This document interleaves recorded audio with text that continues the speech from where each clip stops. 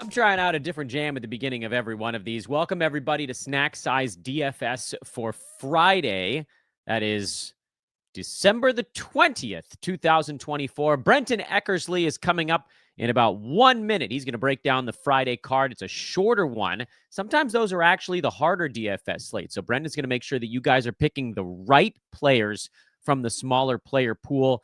Experts, beginners alike, there's always something you can take away. And the best part about Snack Size DFS is that Brenton does it quickly. You do not have to dedicate a big chunk of your day to this. Just 10 to 15 minutes per episode gets you all set up to win at DFS.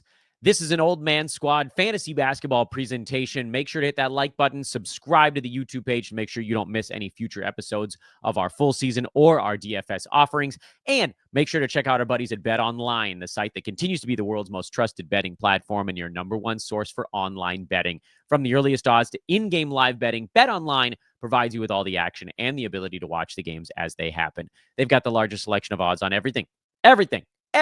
Football, NBA, college hoops, hockey, UFC, and more. And for a limited time, as I knock my child's watch off the desk, don't forget to use promo code BELIEVE, BLEAV, for your welcome bonus on your first deposit. Bet Online, the game starts here. Brenton, take it away. Thanks, Dan. Welcome in, guys. This is Snack Size DFS. I'm your host, Brenton Eckersley.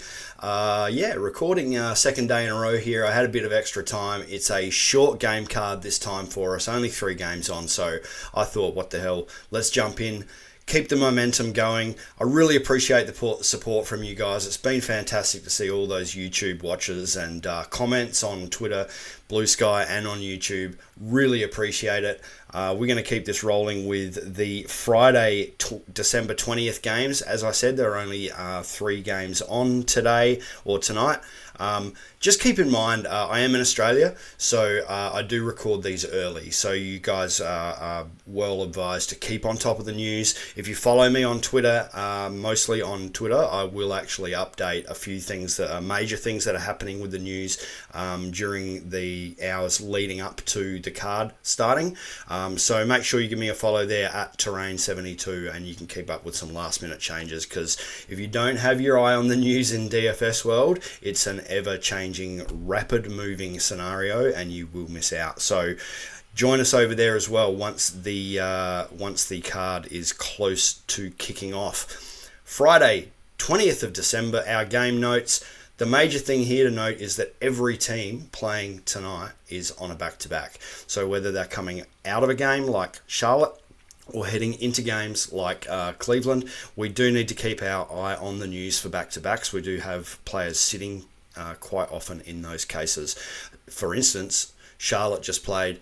LaMelo is now questionable. Mark Williams is doubtful. So we probably may not see Mark Williams at all. And, of course, if LaMelo sits, that's big as well. In terms of game notes, there's not much to talk about here. The pace of the games don't really matter because we've only got 3 games to choose from. We just want to get the best value we can, but you can see that the Milwaukee-Cleveland game is the fastest of the 3. Let's jump into the first game, Chicago at Philadelphia. As I said, we're going to potentially have no LaMelo Ball here. We'll almost definitely have no Mark Williams on a back-to-back as he's coming off a very long injury absence. We don't expect him to play, so Nick Richards is going to be a very easy play there. Eat the chalk is the term in DFS land. Sometimes you just have to eat the chalk. You know that 90% of people are going to have him in the lineups, but if you don't have him, you're probably going to miss out on excellent value. The other one to watch there is Brandon Miller. He's questionable at the moment. As I said, I'm recording early, so I'm recording on Friday my time, so that's a good 16 to 18 hours ahead. Just keep an eye on the news as it comes to hand. If Miller is out, I do still like Miles Bridges at 6,300. He didn't have a really great game today, but that's still a good price for him. If Miller's also out, we can look at Cody Martin at 5,200. LaMelo, as I said, on the back-to-back, if he does play, 9,800 after the whopping score that he put up today is certainly not out of the question. Just be aware that he is on a back-to-back. Even if he does suit up, there may be a slight minutes restriction there. If LaMelo Ball can't go, it's all eyes on Vasily Micic. So we can just lock him into our lineups, eat a little bit of that chalk again at 4K. Lower options down the lineup here for Charlotte. You can look at Isaiah Wong if LaMelo is out, 3,400. He will probably get a handful of minutes, 15, maybe 20 if we're lucky. That's enough to exceed some kind of value there. On the Philly side of the ball, Joel Embiid is still listed as questionable for this game on Friday. Last time I was really looking at Yabusele rather than Drummond, and that was a whoopsie. Drummond was the one who scored around 30 DK points. So at $6,000, 6K, Andre Drummond, if Embiid is out, is a decent play. He hasn't shown the upside that we've come to expect from Andre Drummond in previous seasons, but it's still a decent play, and we have limited options with only 3 games. Jared McCain, we know he's out for pretty much the rest of the season. Kelly Oubre at 6,100 is still a great price. And also if Joel Embiid is out, we like the usage bumps and the prices of Paul George and Tyrese Maxey at 8,500 and 9K respectively. Jumping into the next game, this is the faster game we hope. It's Milwaukee at Cleveland. Giannis at 11,300. Yeah, it's one of the highest price. I think it may be the highest price guy on the slate, but we do know that Damian Lillard is already listed out here, so Giannis is going to have to do everything in this game against a good Cleveland team. 56, 74, and 77 DK points coming off his last 3. No problems with Giannis at 11.3 here. With Lillard out, we're going to have usage go elsewhere. So Brook Lopez has been all over the shop lately. 5,600 with Lillard out. We expect that he probably has to take more shots, get more rebounds, put up more 3-pointers with Lillard not there. So I don't mind Brook Lopez at 5,600. He's not my most favourite play of the game or anything, but surprisingly enough, Cleveland actually give up fantasy points to big men, so he is an option. Chris Middleton, also got to worry about injury risk here, or the fact that he's coming back off injury, rather. He's listed as probable, 5,300. We've got to watch the minutes. He's only hovering around 20. They're still ramping him back up, and very slowly, as is wanted with Chris Middleton, unfortunately. 5,300, it's not a bad place to attack Cleveland as well. Surprisingly, again, they do have holes where they give up fantasy points, and small forward is one of them. And of course, Lillard out. So we may get a bit more of a ceiling minutes game from Chris Middleton here. 5,300 is not a bad option. Again, usage, Lillard out. Bobby Portis, 5,400. He's going to have to put up more shots. He's going to have to probably play more minutes. Don't mind that price there. The lower dollar options on this team, Gary Trent Jr. at 3,600, AJ Green at 3,600, and someone's going to have to play more point guard. So is it Rollins? Is it Delon Wright? Who knows? Both of those guys are bottom of the barrel pricing at $3,000. So if you're going with high price players like Giannis, like SGA in the next game, you know, if you need to fit someone in, you can have a stab at one of those guys. On the Cleveland side of the ball, Darius Garland, I like this price at 7,200. He has been a little bit underwhelming this season, but 56 DK points versus Milwaukee earlier this season is enough to have me pretty interested. Evan Mobley, anytime he's under 8K, I will look at Big Ev. 7,700 is a very fair price for Evan Mobley. And another case of the last time they played Milwaukee, Jarrett Allen cooked them for 49 DK points and at 6,700. He is a decent play as well. If we know that anybody's out on this back-to-back, we haven't really seen any major news on that yet, but keep an eye on the news. Karis LeVert will be the option. Kind of doesn't matter who sits, if it's Mitchell or Garland or Mobley or one of the big guys. It's going to be Karis LeVert, who's like the sixth man off, or the first man off the bench as the six-man role. He will come in 5,200, even with guys playing his last 2 DK games are 32 and 36. Lower price options on the Cavs, Nyang and Dean Wade, they're kind of meh plays, but I just want to highlight on a short game card that there are lower priced options if you need them. This is the slower one of the day, the Thunder at the Heat. Shai Gilgeous-Alexander, 10,300. When I created this slide, I put right around value, and then he went and just cooked Orlando today. So 10,300 is a very good price, and he's in a good slot, actually, against Miami guards.